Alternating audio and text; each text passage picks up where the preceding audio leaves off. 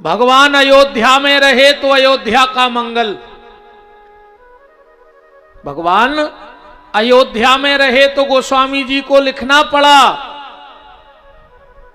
और जिस दिन अयोध्या छोड़ के जंगल में गए तो फिर भी जंगल का मंगल कर दिया। मंगल रूप भयऊ बन तबते, और कीन निवास रमापति जबते। जिन्होंने नाम जपा उनका भी मंगल हुआ। हनुमान जी ने राम जी का नाम जपा तो हनुमान जी का भी मंगल हो गया। लिखा है कि नहीं लिखा?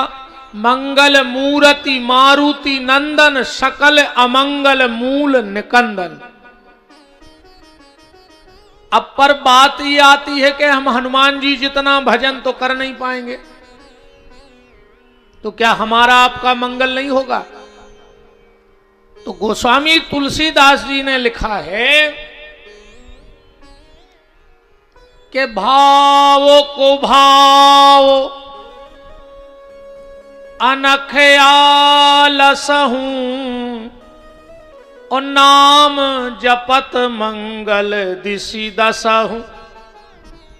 जैसे बने वैसे नाम लो, उसमें भी मंगल होगा।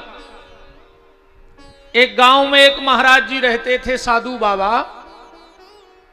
तो लोग उनसे कहें बाबा जी सीताराम, तो बाबा जी चेक जाएं। कहें राधे श्याम बोलो, तो धीरे धीरे बच्चों को मजा आने लगा। पूरे गांव के बच्चे 100 काम छोड़ करके बाबा जी को ढूंढते कि बाबा जी कहां हैं। बस बाबा जी दिखे और बच्चे कहें बाबा जी सीताराम। बाबा जी कहें देखो मान जाओ, राधे श्याम कहो। कभी कभी तो बाबा जी डंडा लेके बच्चों को दूर तक दौड़ाते, पर मारा कभी किसी को नहीं। धीरे धीरे गांव के लोगों को मजा आने लगा। जो भी आदमी बाबा जी के पास जाए, बाबा जी सीताराम, बाबा जी कहें यार भज्जा मान जाए यार ना, हम राधे श्याम कहो। धीरे धीरे उस गांव की महिलाओं को भी आनंद आने लगा। वो भी बाबा जी को देखें, कहें बाबा जी सीताराम। बाबा जी कहें देखो बहन मान जाओ, ने कहो सीताराम, राधे श्याम कहो। अच्छा, बाबा जी भी गांव के 4-5 चक्कर लगावे दिन में। आदमी 100 काम छोड़ के बाबा जी को तंगावे न करें घर से। एक बार उस गांव में एक बहुत बड़े महात्मा पधारे। गांव के 10-20 लोग गए, बोले महाराज एक बात बताओ, राधे श्याम में और सीताराम में क्या अंतर है? महात्मा ने कहा नहीं, बिल्कुल अंतर नहीं है, दोनों एक हैं। राम कृष्ण दो एक हैं, रूप रंग और भेष, इनके दृग गंभीर हैं, उनके चपल विशेष, बस आंखों का फर्क है। बाबा जी ने कहा तुम लोगों ने ये क्यों पूछा? बोले महाराज हमारे गांव में एक साधु बाबा रहे थे, उनसे सीताराम कहो तो बहुत चिढ़त है। बोले फिर तुम लोग क्या करते हो?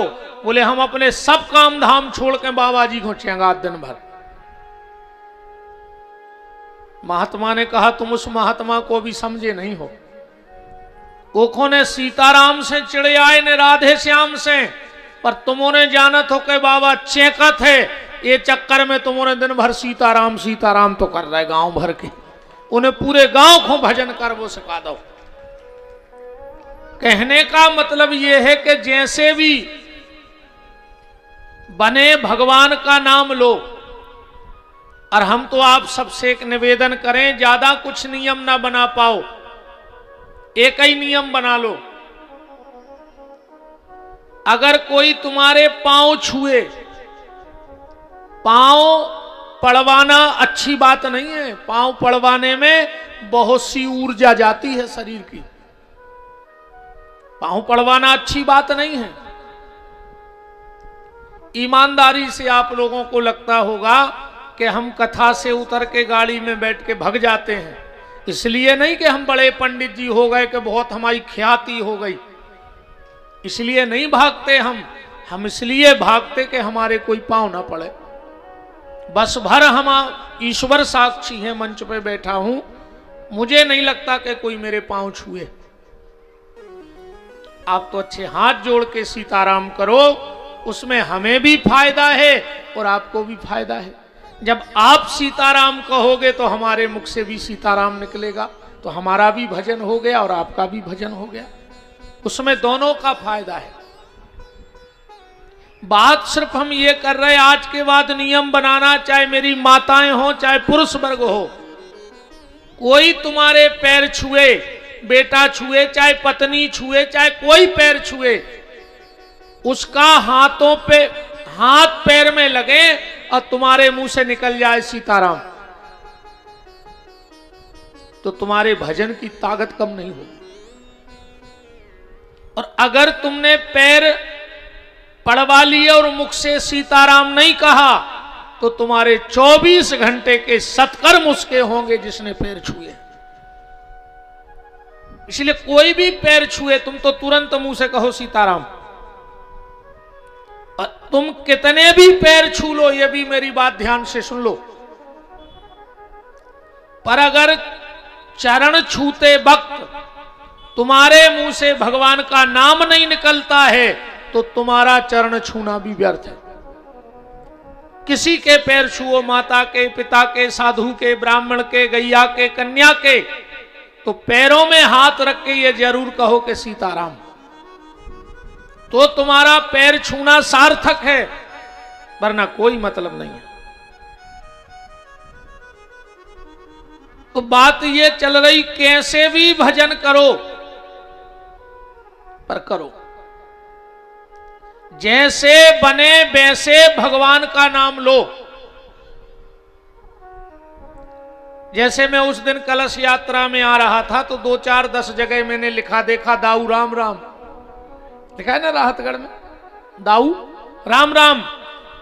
जिसने भी लिखा हो, जिसका भी ये विचार हो, उसको मैं मंच से प्रणाम करता हूं, क्योंकि वहां से जो भी निकलता है तो नजर पड़ती, तो मन तो पढ़ ही लेता है कि दाऊ राम राम। तो कम से कम भगवान का नाम तो आ रहा है। ईमानदारी बताओ, लिखा हो मुंह बिल्कुल ना बोले, पर मन तो पढ़ लेता है, मन तो पढ़ेगा। जैसे मैं निकला, मुझे 4-5 जगह का याद है कि 4-5 जगह लिखा दाऊ राम राम, हमारे मुंह हमने तो पढ़ा 4-5 जगह। अगर 2 बार राम राम पढ़ लिया तो 10 बार भगवान का नाम तो आ ही गया मन में। इसलिए भजन करो, क्योंकि भजन के बिन जीवन बेकार। अच्छा एक बात बताओ, राहतगढ़ में बहुत बड़ा अस्पताल बन जाए, विश्व का सबसे बड़ा अस्पताल राहतगढ़ में बन जाए, दुनिया की बड़ी से बड़ी मशीनें राहतगढ़ में आ जाएं, और कोई डॉक्टर भर ना जाए उस अस्पताल में, क्या राहतगढ़ वाले भर्ती हो गए? क्यों? अस्पताल तो बड़ा है, मशीनें तो सब रखी हैं, बस डॉक्टर भर नहीं है वहां चेक करने के लिए, तो क्या कोई वहां एडमिट होगा? कोई नहीं होगा। अच्छा, दुनिया के जितने मसाले हैं सब डल जाएं सब्जी में, नमक ना डले तो क्या स्वाद बनेगा? संसार के सारे व्यंजन डाल दो, खाली नमक ना डालो तो क्या व्यंजन बन जाएगा? नहीं बनेगा।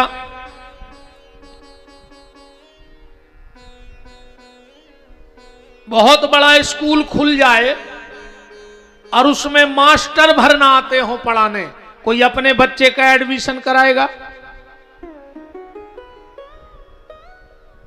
चलो बहुत बड़ा मंदिर बन जाए,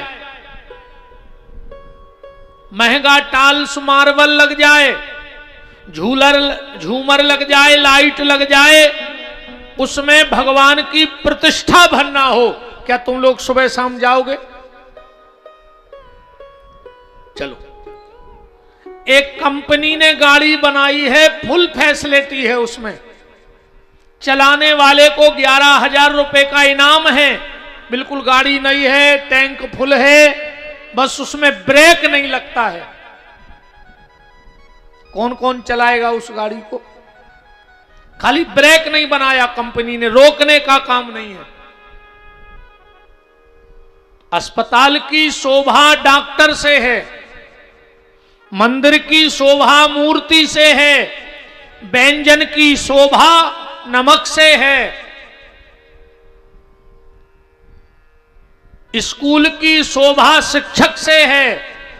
ऐसे ही इस जीव की शोभा भगवान के भजन से है। अगर भगवान का भजन नहीं है तो सब बेकार है।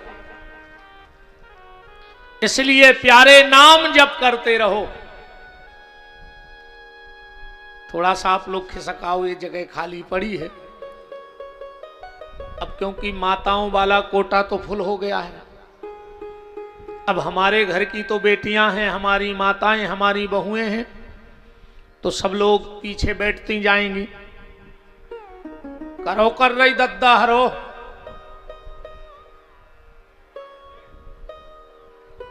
कि घर से कसम खा के आत के महाराज तुम्हारे बाप को छुट्टी, हम तुम्हारी तो नहीं मान है।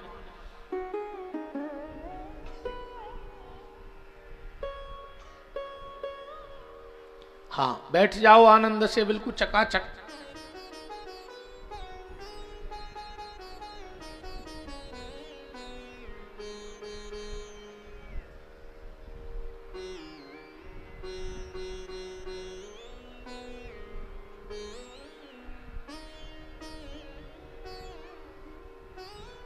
विराज जाओ, विराज जाओ।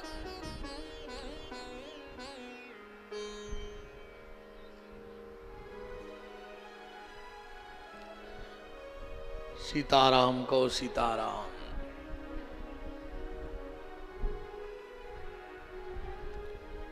अब जो भी पीछे व्यवस्था देख रहे हो, माताएं आवे तो पीछे से बिठाना प्रारंभ कर दो। राम को राम। तो निवेदन यह व्यासपीठ ये कर रही थी कि भगवान का नाम जपो। बिना भगवान नाम जप के जीवन बेकार है। आप कितना भी कमा लो, पर अगर भगवान नाम धन नहीं है तो सब व्यर्थ है। जीव की शोभा भगवान के नाम से है, भगवान के भजन से है। इसलिए खूब भजन करो, पर भजन के साथ एक चीज का ख्याल रखना। किस चीज का?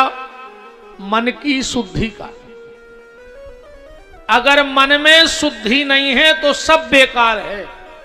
क्योंकि भगवान की पहली शर्त क्या है? निर्मल मन जन सो मोहि पावा, अमोहे कपट छल छेद्र न भावा। भगवान कहते मेरी पहली शर्त है कि मन निर्मल हो। और अगर मन निर्मल हो गया तो फिर तो जीवन धन्य हो गया। हम लोग पूजा कर रहे हैं, पाठ कर रहे हैं, तीर्थ कर रहे हैं, व्रत कर रहे हैं, दान कर रहे हैं, उपास कर रहे हैं, पर मन हमारा जैसे का तैसा है। हमारी आपकी हालत ऐसी हो गई है, ध्यान से सुनना। हमारा भजन काम क्यों नहीं कर रहा है? हम इतनी पूजा पाठ कर रहे हैं, पर हमारा भजन बन क्यों नहीं रहा? उसका कारण यह है, इस बात से समझना। एक राहतगढ़ जैसा ही कस्बा गांव था, सब समाज के लोग रहते थे, पर उस गांव में दिक्कत एक थी कि कुआं एक था और पूरा गांव उसी कुएं से पानी पीता था। पूरे गांव में दूसरा कोई साधन ही नहीं था जल का। एक बार क्या हुआ कि 4 कुत्ते लड़े और लड़के गिर पड़े वे कुआं में। 4 ही मर गए, कुत्ता सड़ गए, पानी बसान लगो। पूरे गांव के चिंतित के अब क्या करिए? तो सब समाज के 2-2, 4-4 लोग बैठे बोले भैया ये तो पूरे राहतगढ़ की समस्या है, अब क्या करना चाहिए? तो बोले विद्वान ब्राह्मणों से, पंडितों से पूछो। तो क्षेत्र के जितने भी प्रतिष्ठित आचार्य थे सबको बुलाया। अब आप लोग बताओ क्या करें? सबने निर्णय दिया कि एक काम करो, कुआं खाली करवाओ, उसमें 1 टैंकर नर्मदा जल डालो, तुलसी के पत्ते डालो, 11 कन्याओं के चरण धो के उनका चरणामृत डालो, शंख का जल डाल दो, सालक राम जी का स्नान करा के वो जल डाल दो, और जिसके पास जो तीर्थ का जल रखा हो वो डाल दो। गांव के लोगों ने कहा यार 1 टैंकर क्यों, 10-20 टैंकर मंगाओ ना नर्मदा जी से जल।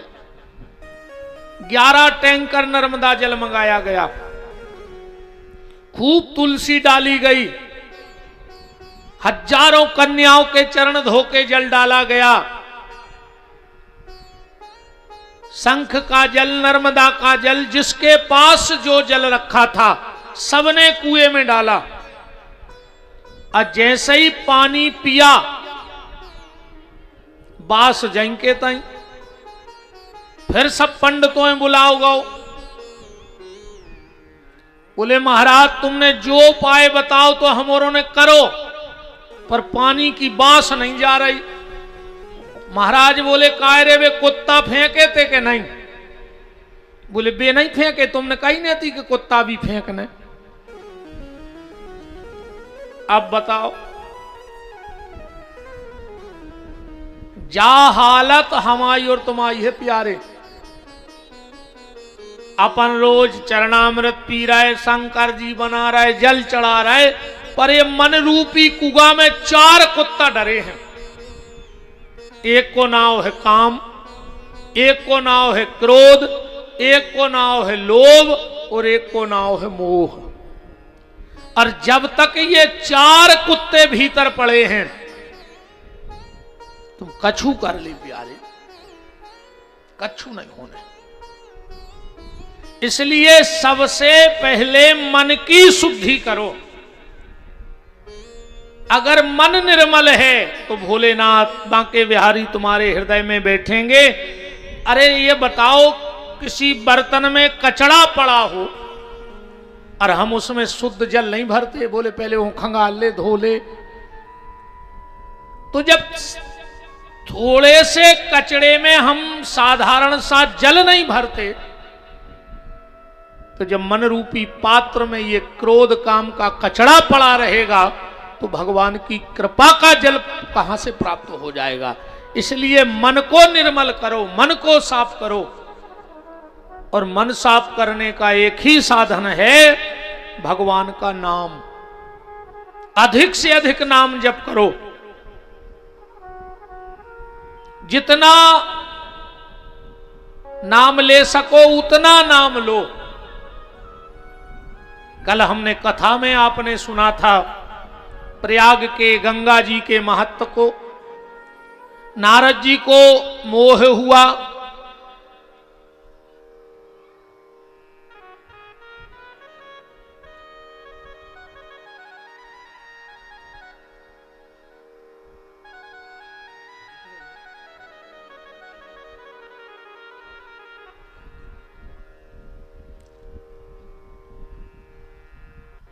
दो मिनट के लिए हम लोग सब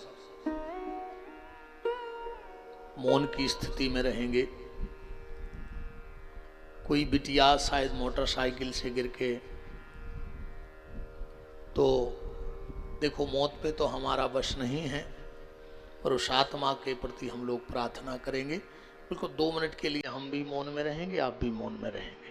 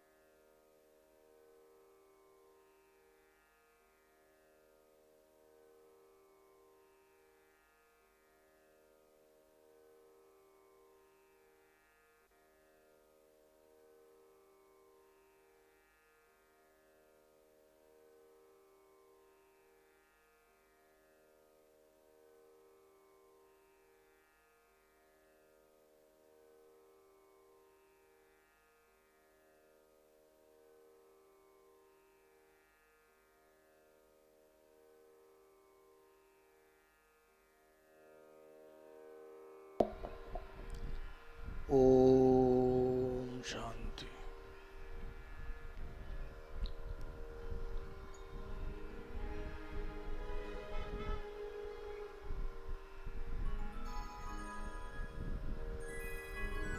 सबसे प्यारा सबसे सुंदर है भोले का नाम।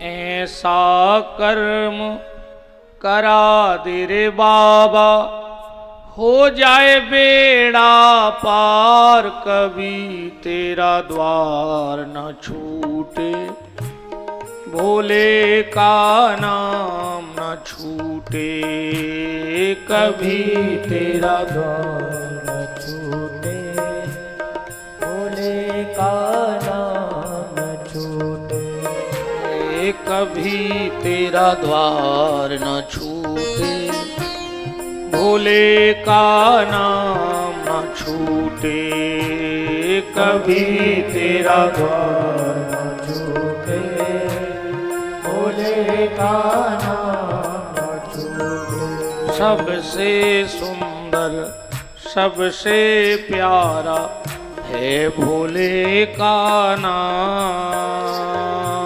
सबसे सुंदर सबसे प्यारा है भोले का नाम। ऐसा कर्म करा दे रे बाबा, हो जाए बेड़ा पार, कभी तेरा द्वार न छूटे, भोले का नाम न रूठे, कभी तेरा द्वार न छूटे, भोले का नाम न छूटे। हरि बोल।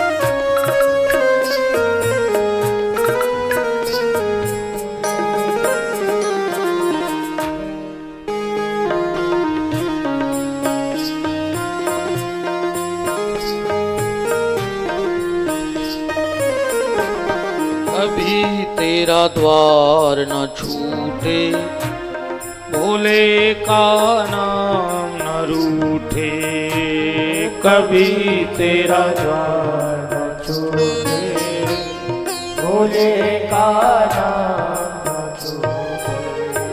बोलो काशी विश्वनाथ की जय हो।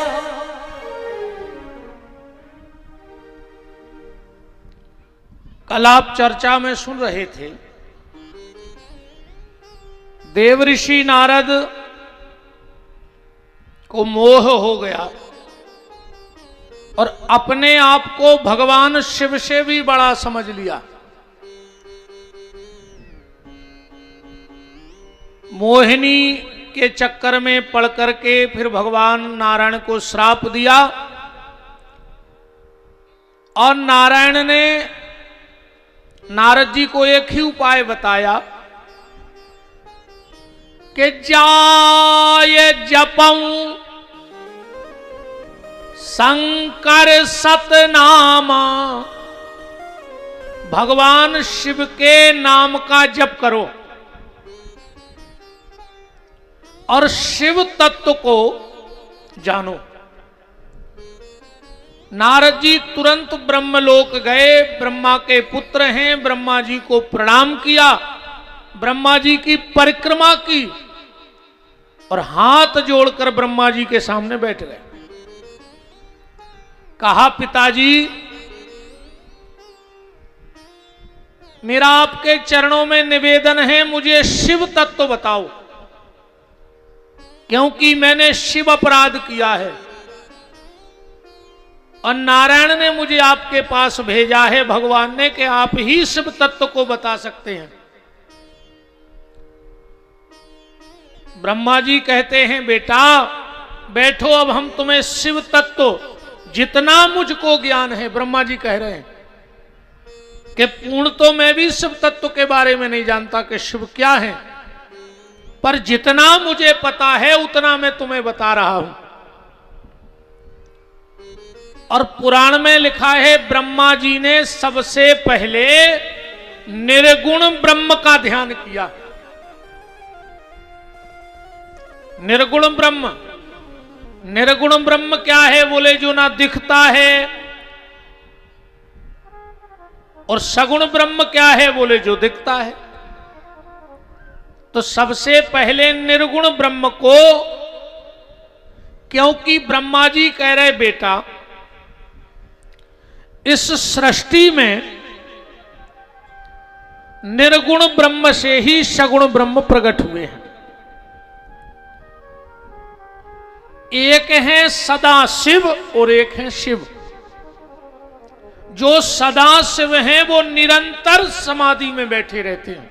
सदा शिव जो पहला पुरुष सृष्टि में प्रकट हुआ महापुरुष वो शिव थे, जो समाधि में बैठे रहते हैं, और उन्हीं के दूसरे स्वरूप को शिव कहा जाता है जो संसार की लीलाएं करते हैं। ब्रह्मा जी कह रहे हैं बेटा नारद जो सदा शिव हैं उनके 5 मुंह हैं। भगवान शिव के, सदा शिव के कितने मुंह हैं? 5। आप लोगों ने कहीं कहीं देखा होगा पंचमुखी महादेव, 5 मुंह वाले भोलेनाथ। इनके नाम क्या हैं? पहले मुख का नाम है सद्योजाताय नमः, दूसरे मुख का नाम है वामदेवाय, तीसरे मुख का नाम है तत्पुरुषाय, चौथे मुख का नाम है अघोराय, और 5वें मुख का नाम है ईशानाय। शिव महापुराण कहता है कि अगर शिव जी के, देखो शिव पंचायतन होता है। शिव पंचायतन में कौन कौन आते हैं? शिव पंचायतन में सबसे पहले तो शिव जी, फिर नादिया, कार्तिकेय, गणेश और माता पार्वती। जहां ये 5 मूर्ति रखी हो उसको शिव पंचायतन कहा जाता है। कहते हैं अगर अकेले मंदिर में शिव जी हैं, गणेश जी नहीं हैं, कार्तिकेय जी नहीं हैं, नादिया तो लगभग होते ही हैं, अब माता भी नहीं है, तो ब्रह्मा जी कह रहे हैं जो व्यक्ति शिव मंदिर में जाकर इन 5 नामों की पूजा कर देता है शिव जी पे, तो उसको पूरे शिव पंचायतन के पूजन का फल प्राप्त हो जाता है 5 नाम से। संत जन पुराण ये भी कहता है कि जो व्यक्ति नित्य उठ करके या 24 घंटे में एक बार इन 5 नाम को बोल देता है तो भगवान शिव की कृपा उसके ऊपर पूरी हो जाती है। आप कुछ जप पाओ ना जप पाओ, पर अगर आप शिव जी के भक्त हो तो इन 5 नाम को याद कर लो, ये आपको पूजा करते वक्त लेने ही पड़ेंगे। और अगर ये 5 नाम आप शिव जी को जल चढ़ाते वक्त लेते हो तो शिव जी कैसे हैं? कालहर, कष्टहर, रोगहर, दरिद्रहर और चिंताहर। ये 5 नाम 5 चीजों का हरण करते हैं। हम लोग कहते हैं ना आखिरी में रोग हर, कष्ट हर, दारिद्रता हर, हर हर महादेव। तो जो भगवान शंकर के मंदिर में जाकर के इन 5 नामों को नित्य लेता है तो भगवान शिव उसकी 5 इन चीजों का हरण कर लेते हैं। इन 5 चीजों से जीव को मुक्ति दे देते हैं। देखो, हम एक बात और कह दें, जो शिव महापुराण है इसमें ज्यादा चुटकले नहीं है, कोई किस्सा कहानी नहीं है, पर जो शिव महापुराण में है अगर वो हमारे जीवन में आ जाए तो हमारा जीवन बन जाए। इसमें ज्यादा कोई हंसी मजाक तो नहीं होती। कई लोगों को लगता है कि यार शिव महापुराण में आनंद नहीं आ रहा है, क्योंकि अब कुछ लोग तो चुटकलों ही खुआऊ, उन्होंने कथा से कछु लेने देने नहीं आ। अच्छा, कई लोगों को हमारे अकेले चुटकला ही याद रहते। हम कहूं मिले महाराज जी वो चुटकला तो आपने ऐसो कही, हमने कही धिक्कार है यार तुम्हारे जीवन को। 7 दिन हमने कथा सुनाई तुम्हें, हम आओ के लो चुटकला याद रहेगा।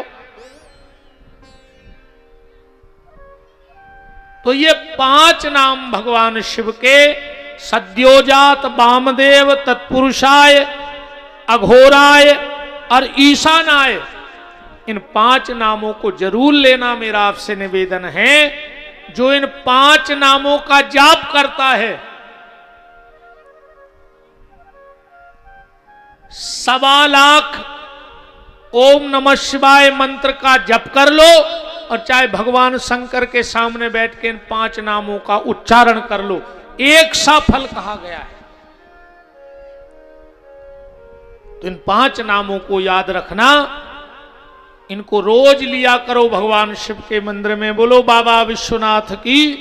ब्रह्मा जी कह रहे हैं नारद, मैं भगवान शिव की माया से मैं स्वयं मोहित हो गया था। बोले कैसे मोहित हुए? तो ब्रह्मा जी अब कथा बता रहे हैं कि हम शिव की माया से कैसे मोहित हो गए। ब्रह्मा जी कह रहे हैं नारद, जब मैं कमल के पुष्प पे प्रकट हुआ तो मैंने चारों तरफ देखा कि मुझे बनाने वाला कौन है।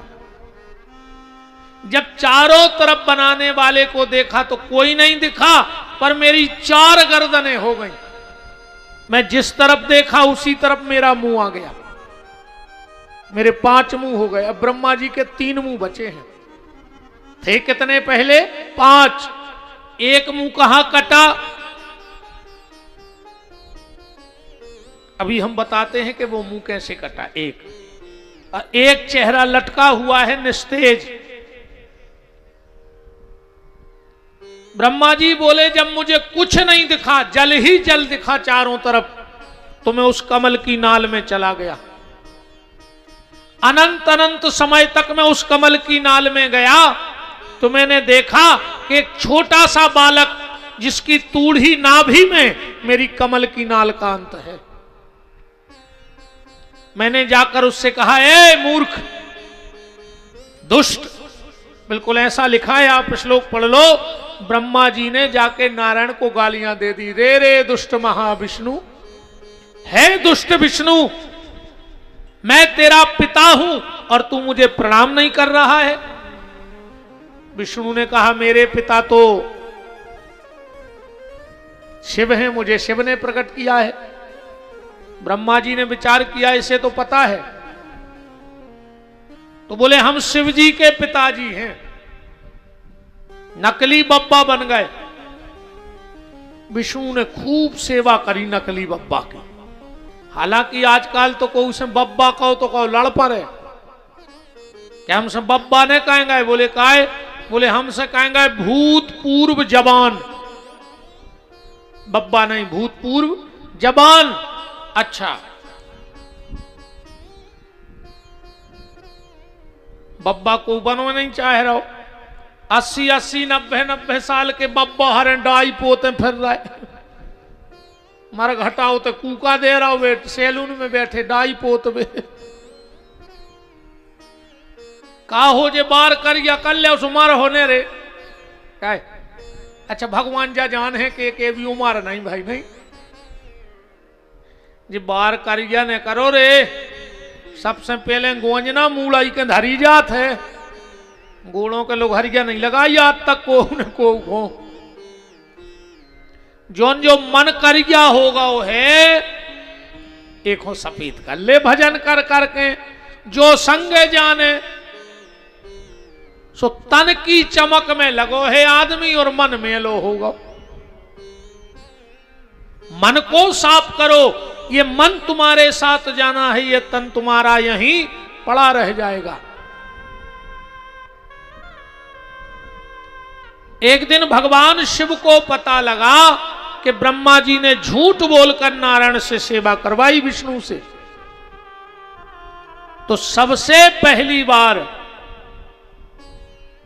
आकाशवाणी हुई कि विष्णु ये ब्रह्मा झूठ बोल रहा है, ये तेरा बाबा नहीं है, तूने इसको प्रकट किया है। तो ब्रह्मा जी झपटे विष्णु पे और विष्णु झपटे ब्रह्मा जी पे।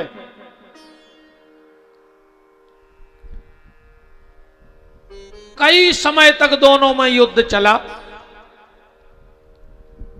और जब भगवान शिव को पता लगा, ध्यान से सुनना, कि एक सिर कब कटा ब्रह्मा जी का।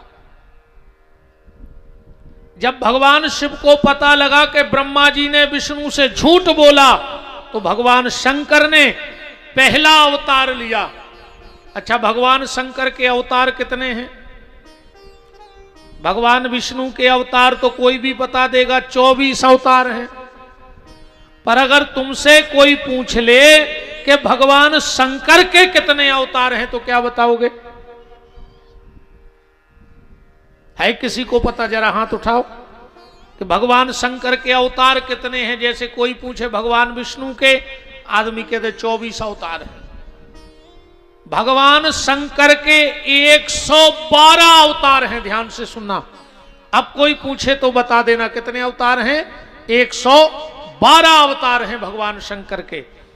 तो भगवान शिव का पहला अवतार कौन सा है? भगवान शिव ने अपनी भ्रकुटी से एक पुरुष को प्रकट किया, काला कलूटा भयंकर शरीर। उसने हाथ जोड़ के कहा, आदेश। बोले जाओ ब्रह्मा को समझा के आओ कि उसने गलत किया है। और वो काला कलूटा पुरुष गया, ब्रह्मा जी को समझाया नहीं। जब शंकर जी के पास लौट के आया तो क्या किया? जिस मुंह से ब्रह्मा ने विष्णु से झूठ बोला था, वो गर्दन ही काट लाए। हाथ में बाल पकड़ के गर्दन के और शिव जी के पास पहुंचे। शिव जी बोले, जय हो तुम्हारी, हमने कही थी समझावे कि तुम सुर जाइया ऐसी दो। भाई ये कौन सा समझाना हुआ? बोले इसने झूठ बोला, हमने गर्दन काट दी, अब क्या करें? तो भगवान शंकर ने ब्रह्मा की वो गर्दन काट के लाए थे, उसमें की 2 ही आंखें निकाली और जो बाल थे उनकी रस्सी बनाई और बाल की रस्सी में दोनों आंखें डाल के उस पुरुष को पहना दी और कहा कि तुमको ब्रह्म हत्या लग गई है। अब तुमने ब्रह्मा की गर्दन काटी तो तुम्हें ब्रह्म हत्या लग गई। इस काले कलूटे पुरुष ने कहा कि चलो वो तो ठीक है, पर मेरा नाम तो रख दो, मेरा नाम क्या होगा? बोले तुम भगवान विष्णु का भय जो ब्रह्मा ने दिखाया था उससे तुमने मुक्ति दिला दी, इसलिए तुम्हारा नाम होगा भैरव। क्या नाम होगा? भैरव।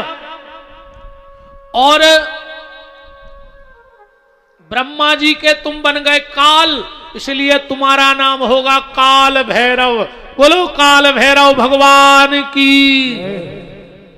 शिव जी बोले, अच्छा एक बात और सुन लो ध्यान से, जिनका घर दक्षिण मुखी हो, कहते हैं दक्षिण मुखी घर में रहने वाला ज्यादा सुखी नहीं रहता है, परेशान रहता है। तो बिल्कुल मत भटकना, बिल्कुल परेशान मत होना। किसी भी रविवार को एक काल भैरव की फोटो ला करके और अपने घर के प्रमुख दरवाजे के ऊपर लगा देना, तो दक्षिण मुखी मकान का दोष खत्म हो जाता है काल भैरव की पूजा करने से।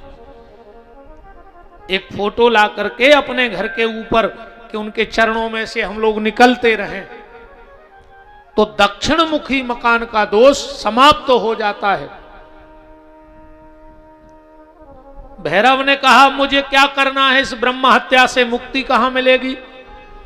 भगवान शिव ने कहा कि जब ब्रह्मा पूरी सृष्टि बना दें तो तुम इसी ब्रह्मा की खोपड़ी में पैदल चल करके भीख मांग मांग के खाओगे, पर तुम्हें कहीं रास्ते में क्रोध नहीं आना चाहिए। कोई कुछ भी कह दे और अगर बीच में तुम्हें क्रोध आ गया तो फिर तुम्हें शुरू से परिक्रमा करनी पड़ेगी। काल भैरव वो ब्रह्मा का कटा हुआ मुंड लेकर और पूरी पृथ्वी का भ्रमण किया जब सृष्टि का निर्माण हो गया तो इनको याद था कि हमें क्रोध ना आए, क्रोध ना आए, और भगवान शिव का नाम जपते हुए ओम नमः शिवाय मंत्र का जाप करते हुए इन्होंने काल भैरव ने पूरी सृष्टि का भ्रमण किया, पृथ्वी का भ्रमण करके और फिर बनारस पहुंचे।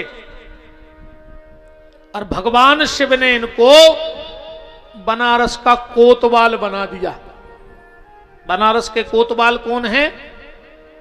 जैसे कहावत है कि अगर राधा जी ना चाहें तो कोई वृंदावन में नहीं रह सकता। बांके बिहारी खुद चाह लें कि तुम्हें वृंदावन बसा दें, पर अगर राधा रानी की कृपा नहीं होगी तो बिहारी जी भी चाह लें तो भी तुम वृंदावन का वास नहीं कर सकते। ऐसे ही भगवान शंकर भी चाह ले में, पर अगर काल भैरव की कृपा नहीं है तो आप बनारस में वास नहीं कर सकते, निवास नहीं कर सकते, क्योंकि वो वहां के कोतवाल हैं।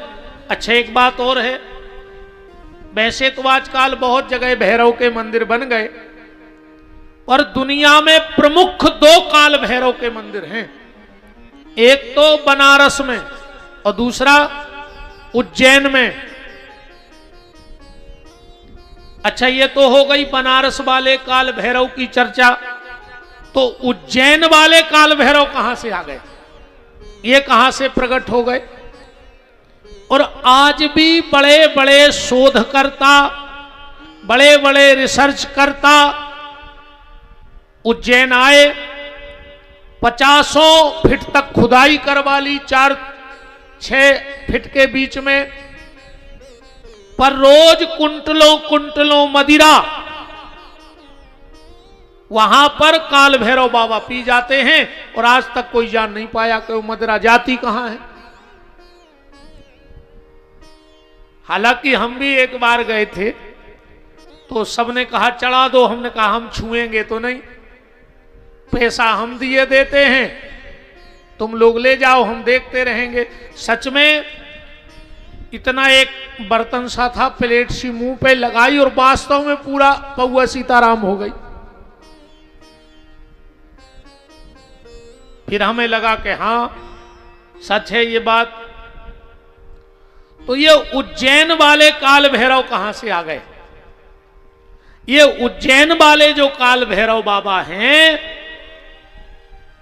जब बनारस वाले काल भैरव पूरी पृथ्वी की परिक्रमा करके आए तो भगवान शंकर के सामने अकड़ के खड़े हो गए। बगल में माता गौरा खड़ी थी। बोले तुम इतने अकड़ के क्यों खड़े हो? बोले भगवान शिव ने कहा था कि पूरी पृथ्वी का परिक्रमा करना, पर तुझे क्रोध न आए। मुझे क्रोध नहीं आया, मैं इसलिए खड़ा हूं। भगवती पार्वती ने कहा यह भी तो गलत बात है कि तुम्हें घमंड हो गया, जाओ मैं तुम्हें श्राप देती हूं, तुम बेताल बन जाओ। चरणों में गिर पड़े माता के। बोले माता मुक्ति कब होगी? बोले तुम यहां से उज्जैन जाओगे बेताल बनके, और वहां के राजा जो विक्रमादित्य हैं, जब तक वो तुम्हें मुक्त नहीं कर देंगे तब तक तुम। आपने सुना होगा विक्रम बेताल की कथा। कई बार अपन ने नाम भी सुना होगा विक्रम बेताल का। यही काल भैरव बनारस वाले बाबा बेताल बने और फिर विक्रम ने इनको श्राप से मुक्त करके और अपनी अवंतिकापुरी उज्जैन में उनका स्थान बनवाया। ऐसे ये बाबा आ गए हैं, उन्हीं का अवतार। बोलो काल भैरव बाबा की। ब्रह्मा विष्णु का युद्ध चल रहा है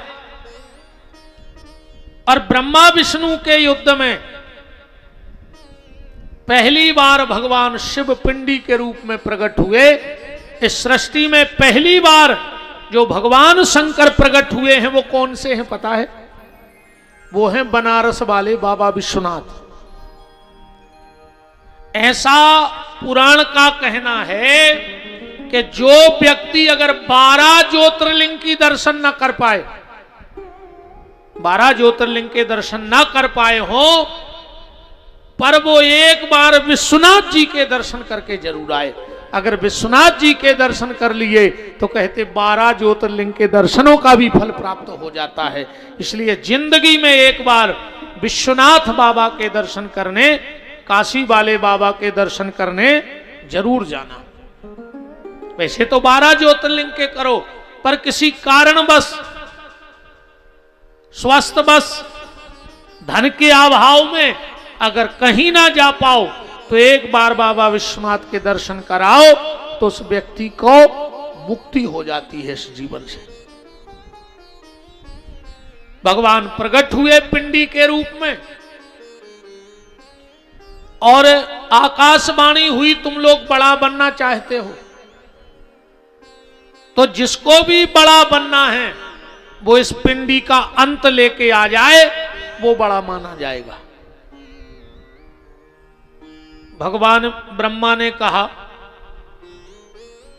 मैं ऊपर को जाऊंगा। बोले क्यों? बोले मेरा वाहन है हंस और हंस ऊपर को उड़ता है। तो ब्रह्मा जी हंस पे बैठ के ऊपर को चले गए और भगवान विष्णु बोले मेरा कई बार अवतार हो चुका है सूकर का, और सूकर को मिट्टी खोदने का अच्छा अनुभव होता है, तो मैं मिट्टी खोदता जाऊंगा और नीचे को चला जाऊंगा। कई सालें बीत गई विष्णु को माटी खोदत खोदत। एक दिन विष्णु भगवान ने विचार किया कि ऐसी तो हमारी जिंदगी न कर जे माटी खोदत खोदत, अंत मिले नहीं रहो, सुनने हमें बड़ो बनने आए। शंकर जी के लौट के आ गए। बोले आप तो ब्रह्मा जी को बड़ो बना दे, हमें ने बड़ो बनने आए। शिव जी बोले ठीक है तुम बैठ के तपस्या करो। तो विष्णु बैठ गए तपस्या के लिए और इतनी तपस्या की, इतनी तपस्या की, इतनी तपस्या की कि पूरे शरीर से इतना जल निकला पसीना कि सारी सृष्टि में जल ही जल हो गया। ये जल क्या है? भगवान विष्णु के शरीर से प्रकट है। और भोलेनाथ को इसीलिए जल इतना प्रिय है।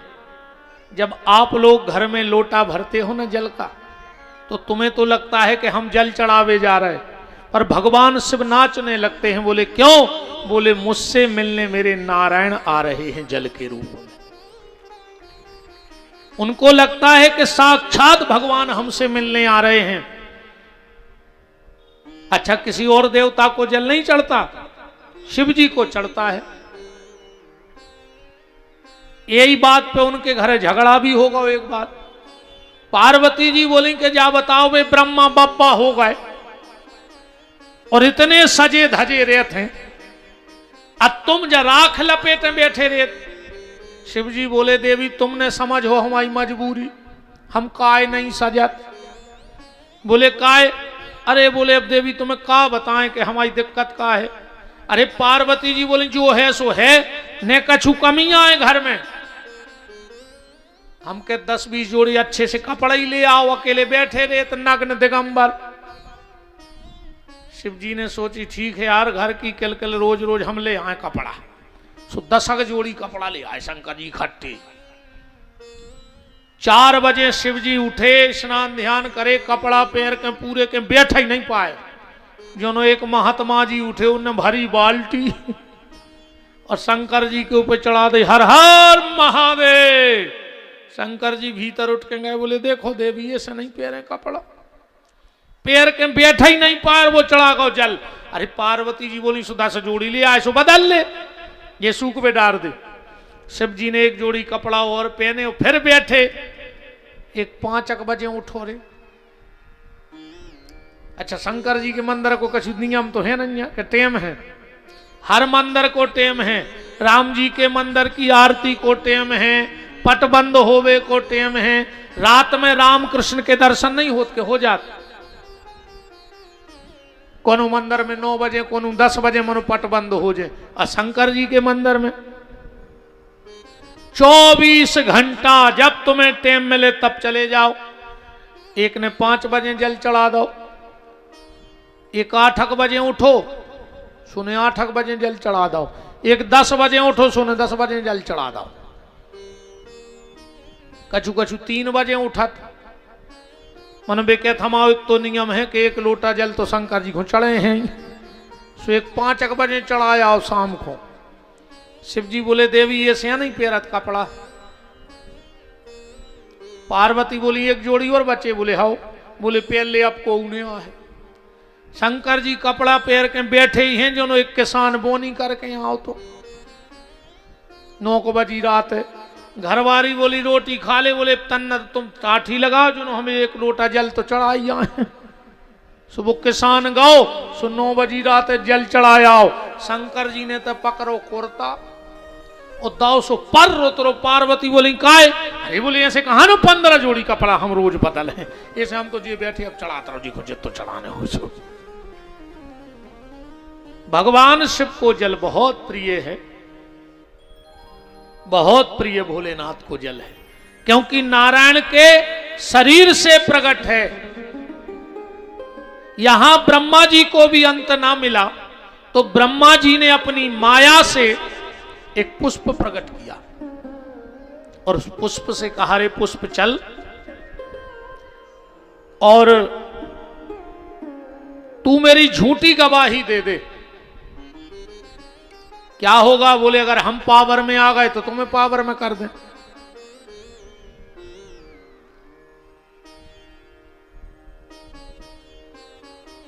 हल्ला न करो रे भैया, हरो समझो हमारे घरे आज जो हम सो हैं तुम गाज जो ये सब कैसे हो जाए। बिल्कुल हल्ला नहीं करने, जो हमें सब जानत हो ने हमें जो सकू चाहे कि तुम जजमान के घर के आओ। हाँ हाँ बिल्कुल, ये मैं को बिल्कुल न रहियो। हम को छोड़ बीमारी ने कहा 3 घंटा हम सगे बाप के मीत नहीं आए थे। हाँ बिल्कुल अच्छी शांति से हम न जो कछु तो सकूच खा जात के दादा जी जजमाने आए 3 घंटा को सकूच ने कहा थे। बिल्कुल अच्छी शांति से सीताराम कह के सुनो। राम ब्रह्मा जी ने कहा अगर मैं पावर में आ गया तो मैं तुम्हें पावर में लाऊंगा। शिव जी के पास आए, शिव जी के पास आकर बोले कि भोलेनाथ मुझे अंत मिल गया। शिव जी बोले प्रमाण? बोले प्रमाण ये है कि ये पुष्प आपकी पिंडी पे रखा था। शिव जी तो घट घट की जानने वाले हैं, तुरंत समझ गए कि ब्रह्मा झूठ बोल रहा है। ब्रह्मा को श्राप दे दिया, ब्रह्मा मैं तुझे श्राप देता हूं, संसार में किसी भी सनातनी के घर में तुम्हारी मूर्ति के रूप में पूजा नहीं होगी, ये मेरा श्राप है तुम्हारे लिए। ब्रह्मा विष्णु महेश्वर देव हैं, पर एक भी व्यक्ति हाथ उठा के बता दो कि हमारे घर में ब्रह्मा जी की मूर्ति रखी है किसी के घर में ब्रह्मा जी की मूर्ति? किसी के घर में पूजा नहीं, क्योंकि यह भगवान शंकर का श्राप है ब्रह्मा के लिए। ब्रह्मा जी चरणों में गिर पड़े, बोले दादा हमसे बहुत बड़ी गलती हो गई, बहुत बड़ी गलती हो गई, मुझे माफ कर दो। ब्रह्मा जी शिव जी तो क्षणे रुष्टा क्षणे तुष्टा, रुष्टा तुष्टा क्षणे क्षणे कहा ब्रह्मा श्राप दे दिया है, पूजा तो तेरी कहीं नहीं होगी, पर जब तू सारी सृष्टि बना लेगा और तेरे कर में, कर माने होता है हाथ, तेरे कर में जो पुष्प है इसे तू जहां फेंक देगा उसी का नाम पुष्कर हो जाएगा और दुनिया में तुम्हारा एक मंदिर वहां बनेगा पुष्कर में। ब्रह्मा जी बोले हम उतहीं बैठे रहे और कहूं आ जाने पे। भगवान बोले तो सुनो ब्रह्मा, वैसे तो तुम्हारी पूजा कहीं नहीं होगी, पर जहां यज्ञ होगा और उस यज्ञ में जो ब्राह्मण आएंगे उन्हीं ब्राह्मणों में से एक ब्रह्मा बनेगा और तुम्हारी पूजा हो जाएगी, पर मूर्ति की स्थापना नहीं होगी। केतकी के फूल को श्राप दे दिया, ध्यान से सुनना। केतकी तूने झूठ बोला है, जा मैं तुझे श्राप देता हूं, आज से जिस भी पूजा की थाली में तुझे रख दिया जाएगा उसके उस दिन तक के सारे सत्कर्म नष्ट हो जाएंगे। केतकी समझ गए केवड़ा को फूल, कभी भी केवड़े का फूल किसी भी देवता को नहीं चढ़ाना, किसी भी पूजा में मत लेना, वरना तुम्हारे सारे सत्कर्म, दो कारणों से आदमी के सत्कर्म नष्ट हो जाते हैं, ध्यान से सुनना। एक तो केवड़े का फूल और दूसरा जितने भी राहतगढ़ और आसपास के लोग बैठे हो, मेरी बहनें ध्यान से सुन लेना, तुम्हारे घर के दरवाजे कोई कपड़ा मांगने आए, तुम्हें देना हो दो, नहीं देना है मत दो, ये तुम्हारी इच्छा है। कोई तुम्हारे घर के दरवाजे पैसा मांगने आए, तुम्हें देना है दो, नहीं देना है मत दो, पर तुम्हारे घर के दरवाजे अगर कोई एक चीज मांगने आ जाए तो कभी मना मत करना, वरना उसी दिन से तुम्हारे दुर्भाग्य के रास्ते खुल जाएंगे। क्या चीज? तुम्हारे घर के दरवाजे अगर कोई रोटी मांगता हुआ आ जाए, अगर तुम्हारे घर के दरवाजे को जाकर भैया बहुत भूख लगी, 2 रोटी दे दे, और अगर घर में 2 रोटी हो और तुमने ना खाई हो तो तुम दिन भर की भूख सह लेना, पर घर के दरवाजे से किसी को भूखा मत जाने देना, उसे 2 रोटी भी खिलाना और बिठा के पानी भी पिलाना। हमारे घर के दरवाजे से कोई भूखा ना जाए।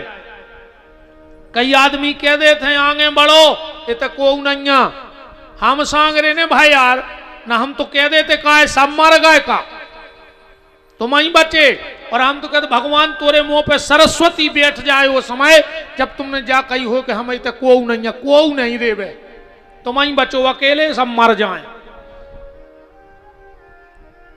घर के दरवाजे अगर कोई रोटी भर मांग रहा हो, सोना चांदी पैसा कपड़ा तुम्हें देना नहीं दो, ये तुम्हारी इच्छा है, पर अगर कोई कह दे भूख लगी है और 1 रोटी दे दो, तो उसको बड़े प्यार से वहीं बिठाकर रोटी खिलाना और 1 लोटा पानी पिला देना।